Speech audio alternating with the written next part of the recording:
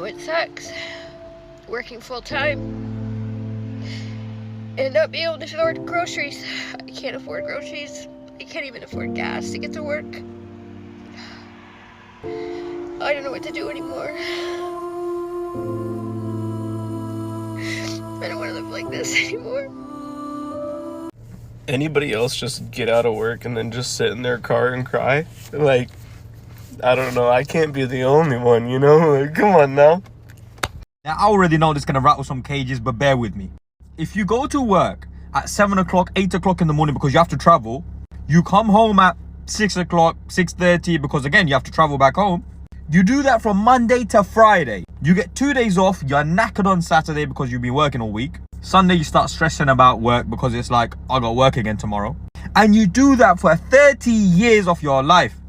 I mean, it's 40 if you start work at 20 and retire at 60 or 65. It's even more. You got to ask your manager when to go, take a holiday, take a break. You're always stressing, thinking, I might get sacked one day. I might get sacked. And then I'm in trouble. If that is not slavery, what is it? Tell me in the comments what. Over the last few videos when I've been talking about how unaffordable it is to live, I've been talking mostly about corporate greed. But in this video, I want to talk about the other piece of the puzzle, because it's easy for Americans to point the finger at corporations and call them greedy, but when the average DoorDasher is spending $407 a month on DoorDash, you have to say that is literally being greedy. I don't care what nobody say, working a job is not slavery, because slaves didn't get the car with the nice red seats. Now, I don't know what kind of car that is, but it looks expensive. Working isn't slavery. Going into debt is slavery. And there's a lot of people complaining about the fact that the new average payment for a car is $732 a month, and that's not even including insurance. But every time I look around, I'm seeing people in nice new cars. People in America are complaining about corporate greed, but they the ones fueling it by going out and buying it. Ain't nobody put a gun to your head and force you to sign that paperwork with that $1,000 payment for 5 years. People are choosing the golden handcuffs because they rather look rich than actually be rich. And in my opinion, a man with no bills is a rich man. But of course, people don't like that method because that means you can't have the nice new shiny iPhone every year. I don't think we can afford to assume that the people who are charged with our public health any longer have our best interests at heart all the time. Parents have to make their own decisions. Why would a doctor not want to know more about something that could save a life or prevent a disease? The AAP is financed by the drug companies. Medical schools are financed by the drug companies. This is a huge business. Vaccines are the largest growing division of the pharmaceutical industry. $13 billion. They control medical schools. I mean, these doctors are not learning about prevention or vitamins or diet. What we're asking is for them to take a loss for the good of our children.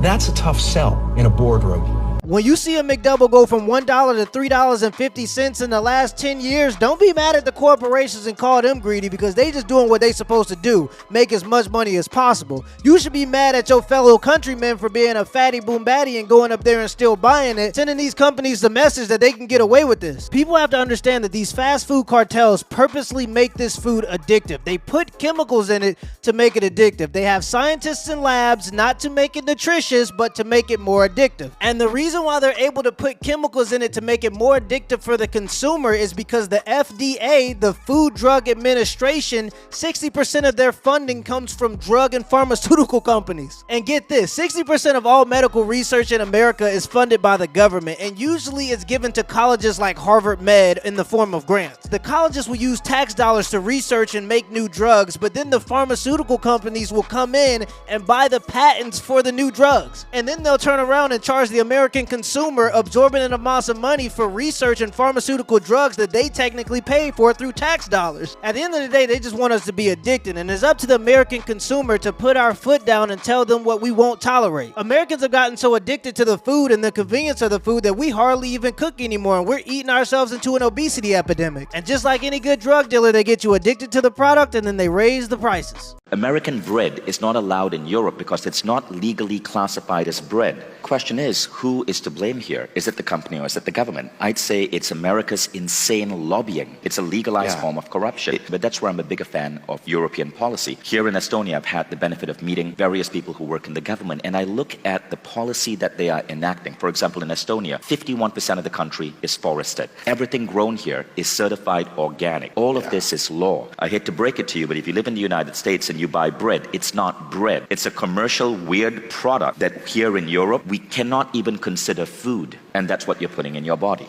Why does no one prepare you for how genuinely fucking crazy living with your parents as an adult will make you feel? Especially when you've already lived on your own for like a significant amount of time and you end up moving back in with your parents. That shit is so fucking humbling. I was living on my own, well, like with roommates, but you know, on my own, out in Utah, where the rent for a 3-bedroom, 2-bathroom apartment was $1,500. I paid $500 in rent to have a gigantic master bedroom and bathroom. I wanted to move back to California, like where I'm from, so I moved back in with my dad because rent-free. Yeah, I'm financially stable, but at what fucking cost? It sucks because I feel fucking ungrateful. Like, I love my dad, I do. And the fact that I get to live in Orange County, California, which is like ridiculously expensive, and super close to LA, which is also ridiculously expensive, and I get my own bedroom and bathroom for literally no rent. Right, like I need to be grateful, but oh my god, I hate it here.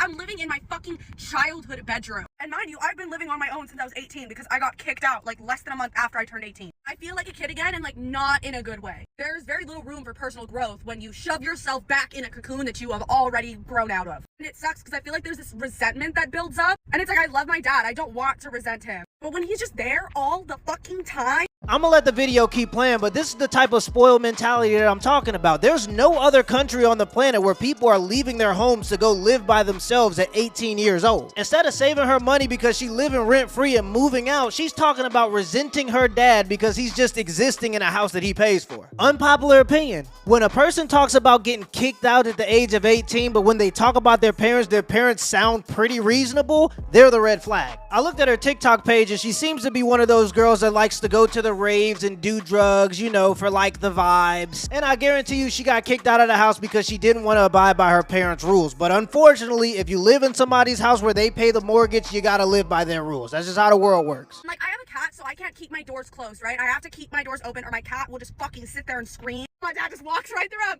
Walks right through him. I'm a grown woman! You know how long it's been since I can't even split the fucking bed! Let alone, like, God forbid, bringing someone home and fucking them in my bed. I can't do that shit. I'm not doing that shit in my childhood fucking bedroom when I live with my dad. And I've tried to be like, yo, can you please just like fucking knock? Like, it's his house. I get it. It's his house. You can open my bed. Like, oh my god. You know it's bad when like the sound of their footsteps coming towards your room fills you with fucking rage. But I feel so fucking bad because it's like, damn, he is just letting me live in his house rent free. I'm a grown adult. I should be able to like pay my own bills and pay my own fucking rent. Also, inflation, bro. What the fuck do you mean it will cost me $1,500 for one room in an apartment split with multiple people? What the fuck? And I am very lucky in the fact that like he lets me leave the house whenever. Like I can go do whatever the fuck I want. But it's the constant like having to check in and having to tell someone, yep, I'm alive. Yep, I'm going here. I'm hanging out with this person. Like I'm a fucking teenager again. And him constantly coming back to me like, are you okay? Are you okay? Do you need anything? Do you need me to do this for you? And it's like, fuck! I should be grateful, right? I should be happy. I should feel loved that someone cares enough to like care if I'm okay and to consistently check in on me. And if you've never experienced this situation, then yeah, I probably sound like an ungrateful fucking bitch. But if you have experienced the situation, you know what I mean. It like just slowly drives you crazy because it's like, bro, I'm an adult, but I really just don't fucking feel like one. I miss feeling genuinely independent and feeling like I can take care of myself. I miss getting to have people over and like hosting events and just hosting people. Don't even get me fucking started on the decor because oh my god, why do all the common areas look like that? I miss being able to decorate and living in like a cute apartment and having any fucking say on anything that goes on inside the house. Mark my fucking words, 2024, my goal is to move back out because y'all, I cannot fucking do this anymore. Let me give y'all a little bit of game if you genuinely want to feel a little bit more free, and this is the part of the video a lot of people ain't gonna like. Before I moved to Texas, I lived in a small town in the Midwest. I had a 1-bedroom, 1-bathroom apartment with a balcony, and it cost me $550 a month. But this is the part a lot of people ain't gonna like. It was cold. There wasn't no beaches around. There wasn't all these trendy, nice new restaurants. There was only about 12 restaurants in the town, and all of them were disgusting.